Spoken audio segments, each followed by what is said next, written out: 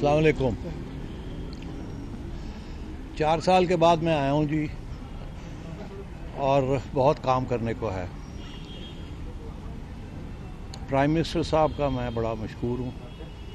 उनकी ख्वाहिश थी कि 2014 की आइन को बहाल किया जाए और जो बेरोज़गारियाँ हुई हैं उसके ख़ात्मे के साथ उसको ख़त्म किया जाए, डिपार्टमेंटल क्रिकेट को रिस्टोर किया जाए, क्लब्स के जो हैसियत सी बरकरार रखी जाए, रीजन्स को रिवाइव किया जाए, प्राइवेट सेक्टर को इनकरेज किया जाए और क्रिकेट को आगे बढ़ाया जाए।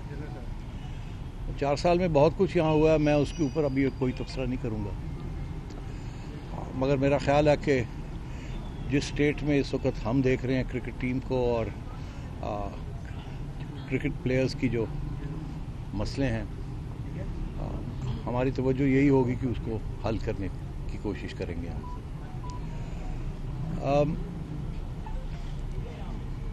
ये कमेटी बना दी गई है।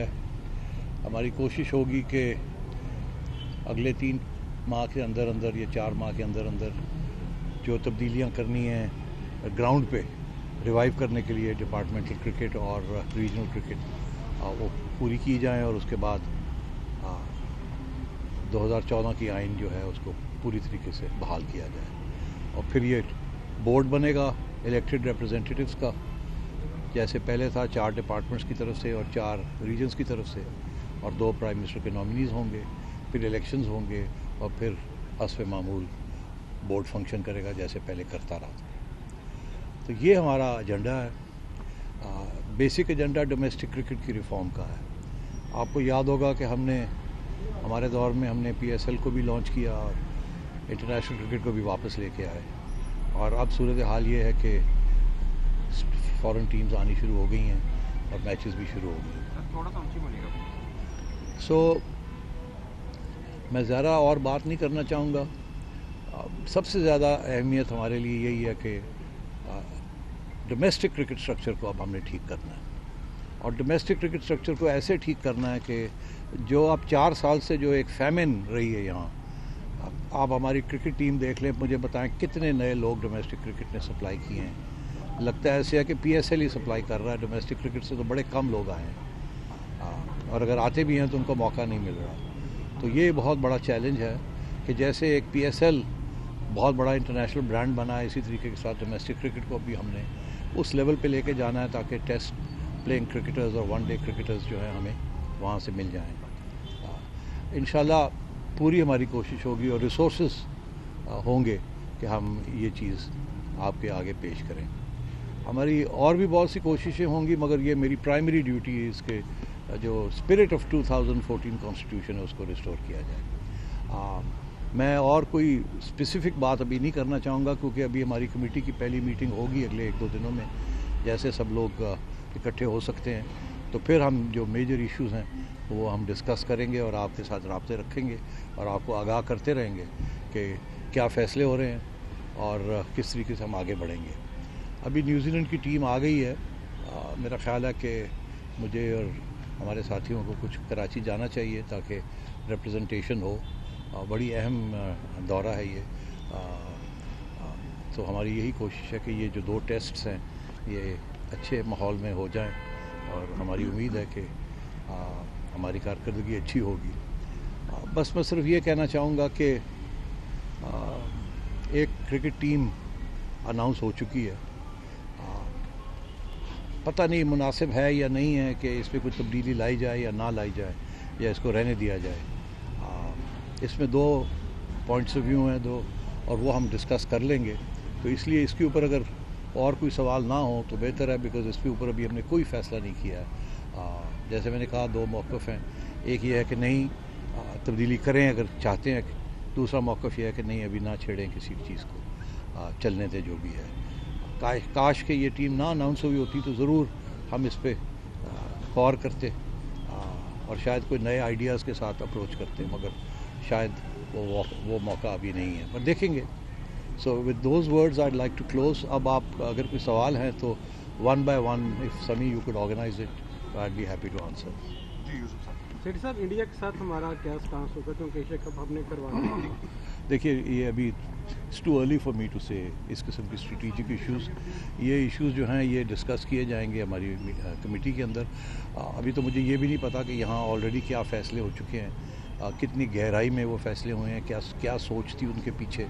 बहुत से बयान मैंने पढ़े हैं, मगर बेहतर यही होगा कि हम इसको रिव्यू करें कि क्या मैसेज कन्वे करना है। और ज़ाहिर है इंडिया का जहाँ तक मामला आता है तो हुकूमत की राय लेनी पड़ती है और गाइडेंस वहीं से मिलती है।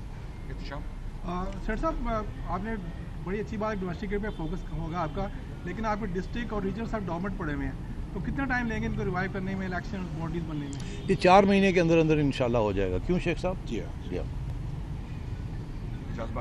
साहब, अब पिछली दफ़ा ज़का अशरफ का और आपका कोर्ट के अंदर बैटल चलती रही थी, 21 दिन बाद चेयरमैन तब्दील होते रहे। सो अब रमीज़ राजा साहब के बारे में रात आपने ट्वीट की कि उनकी रजीम ख़त्म हो गई है।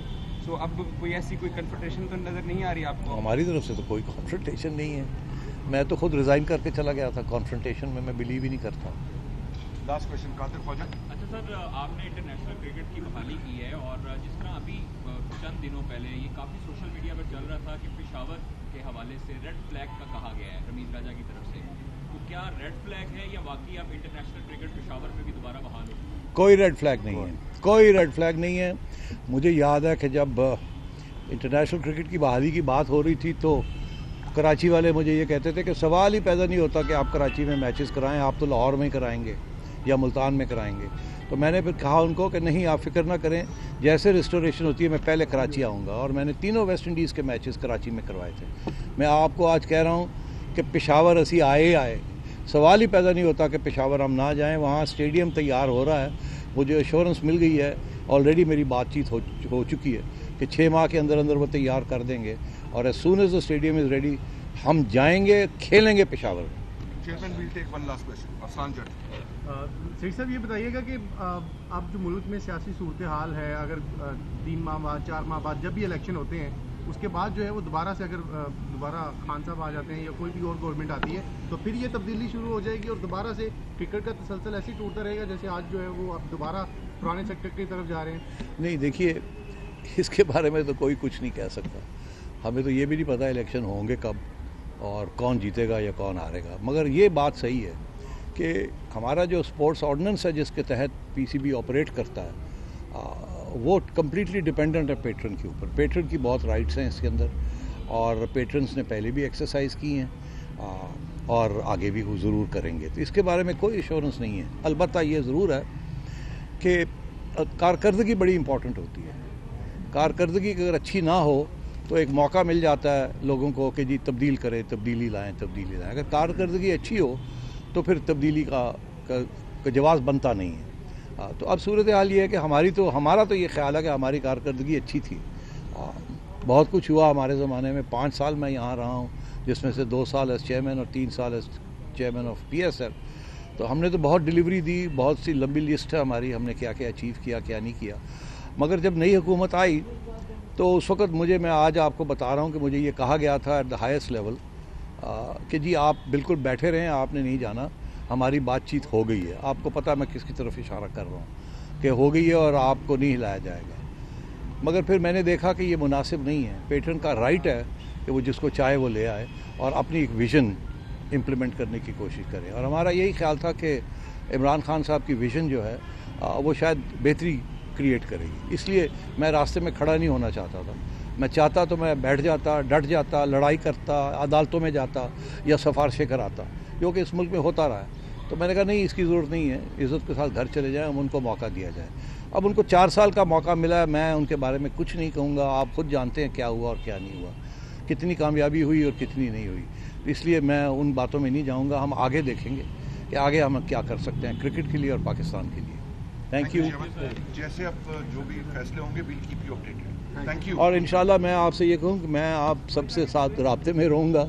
आपको ज़ाती तौर पे मैं 90% लोग जो यहाँ बैठे हुए हैं उनके साथ खुद ही राब्ते में हूँ और मैं आपके साथ बड़ी इज़्ज़त भी आपकी करता हूँ और प्यार भी करता हूँ और दोस्तियाँ भी हैं मेरी।